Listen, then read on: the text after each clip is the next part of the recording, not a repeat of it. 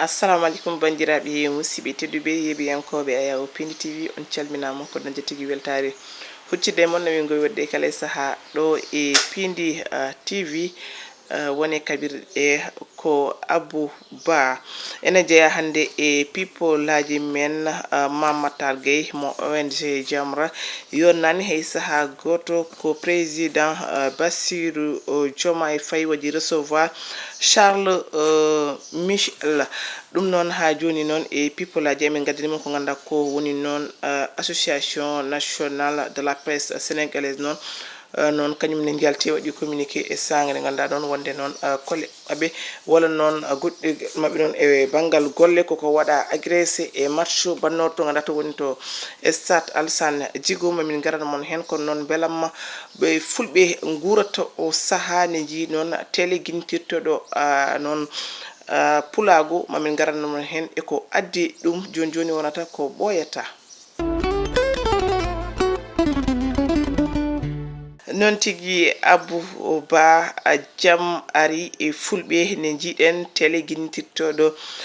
non pulago ko rêve mo Djiby Ould Ba tulo kawel dañno guila e cukagu e saga nde yeɓanno noon non cinéma walla noon film e leyɗele goɗɗe walla noon e ɗemɗe goɗɗe saabi tigui noon yaademo janggoyde ko ganduɗa ko woni cinéma o yirlima kadi e leyɗele kewɗe konko Djiby Ould Ba yiddema ko noon wonno noon ko ƴettude noon ko ganduɗa ko woni culture pular walla noon ko ganduɗa ko woni taaridi men ha noon ko ganduɗa ko heewi ko fulɓe guurata taw noon ko pulago tigui yaltine e série ɗi hono no yirte e noon ɗemɗe goɗɗe saabi noon konko Djiby Ould Ba o addini bandiraɓeɓe hono télé pulago mo ganduɗa o saaha na tawe e noon canal plus ɗum noon programme uji télé pulago fuɗɗima noon 29 avril oɗo kala noon série pular baɗɗo fayida pindunoɗi ha noon ko ganduɗa ko noon woni noon jertinoɗi kala ma tawi e oɗon chaîne lancement soirée télé pulago ma waɗi to grand théâtre 4 avril oɗo ɗo e leydi Sénégal télé pulago kadi ne tawe noon e ko ganduɗa ko woni leyɗele kewɗe noon to caggal leydi ɗum noon woni ni beela madinnagal fulɓe kala yiide on télé mo ganduɗa noon ko noon série ji pular tigui e cinéma yiyete hen hewno yiyede noon ko leyɗele goɗɗe hono noon tubakoɓe noon nigérien ji e noon juɗfuɓe e woɗɓe noon o saaha noon yiyama noon e fulɓe tigui noon saabi noon woni beelamma partout ha joni e noon people aji men Mame Matar Gueye mo ONG Jamra noon yonnani hay saaha goto ko président Bassirou Diomaye Faye waɗi recevoir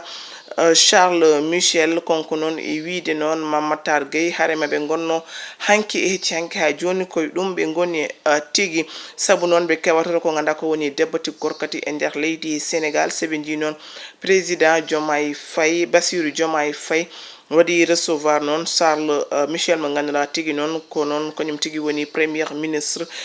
debbo tigui gorkati hen kono kadi noon ko neɗɗo mo ganduɗa noon suudaki ɓayini ɗum partout huccite noon e bandiraɓe kono huccite noon ko ganduɗa ko woni télé ji hay presse ni tigui holliti wonde ko woni ko kañum o noon ko baɗɗo hen ɗum noon wiide noon ɗum ɓe jonnani ɗum hay saaha goto wiide konko Charles noon Michel ni o heewi noon innirede ko ganduɗa ko woni dewle ɗe ganduɗa debbo gorkati ene mbaɗa ɗum noon so tawi ɓe jii président de la république noon waɗi recevoir bade noon ɗum wonata beela mabɓe ne tawno noon kamɓe ONG Jamra aɓe jeeya ONG ji kadi noon wadde noon encouragé Bassirou Diomaye Faye e ko noon fuɗɗori ko ganduɗa ko noon woni jonde makko wonde président de la république du Sénégal saabu noon yaade makko noon e galleji diine ɗi kala halifaji diine ɗi e hormatɗe o hormiɓe ɗum noon woni ni ɓe beelama no fewi kono so tawi ɓe jii noon omo waɗa ko ganduɗa noon henanaki ɓe awe noon poti waddemo conseillé ko ɗum tan saabi noon wonde ɓe gummi konko noon Mame Matar Gueye mo hollita tigui ɓe LGBT noon aɓe jogui doole no fewi to FMI to banque mondial ha to union européenne saabi tigi noon ɓe jii wonde noon hewɓe ne mbiyaɓe wonde kaɓe waɗɓe contre président e wiide mo koɓe mbaɗanimo contre ko tan jertindemo noon e ɗon wiidemo yo rento saabu noon ɓe noon jogui doole no fewi te noon ko harenaɓe kaɓerno noon ko ɓooyi guiley noon Abdou Diouf Ablaye Wade ha noon e Macky Sall ɓe ɓooyi noon haɓade ko wayi ni ɗum noon ɓe jaɓata kadi président garɗo hande noon no holla hokka ɓeɗon doole ko ɗum tigui noon ma Matar Gueye holliti konko Charles Michel noon o jooɗi ko to ganduɗa to woni to Belgique sen gasiten people men ko association nationale de la presse sportif kañum tigui noon kolliti mette mumen e ŋeŋŋere mumen e sanga nde ganduɗa tigui noon ɓe jii ko ganduɗa ko woni noon journaliste sportif o hono noon golotoro to wiw sport noon waɗa noon attaqué e sanga match mo mo ASC Pikine e noon Jaraaf dimanche oɗo jawtoto to ganduɗa to woni to stade Alassane Djigo ɗum noon saabi tigui noon ɓe jalti gam holli noon bettiramaɓe no fewi e wiide noon wadde interpellé ko ganduɗa ko woni fédération sénégalaise de football ne wawata noon noon ƴewde ko ganduɗa ko woni ɗeɗon golle batteɗi fewde noon e les journalistes saabu noon ɗum fewani kamɓe umoni ɗumen ko liggey kono wona noon aɓe gara e kala saaha ɓe mbaɗi attaqué walla agressé saabi noon on appel ɓe mbaɗi fewde noon e ɓen tammiɓe noon fukk koyguel ɓe wiide maɓe noon tigui noon yooɓe ƴewto gonagal ko ganduɗa ko woni gonagal journaliste uji kono noon nden kammaɓe no fewi ko ɗum tigui noon woni kaɓe noddi kamɓe noon ɓe ganduɗa tigui noon tambi noon ko ganduɗa ko woni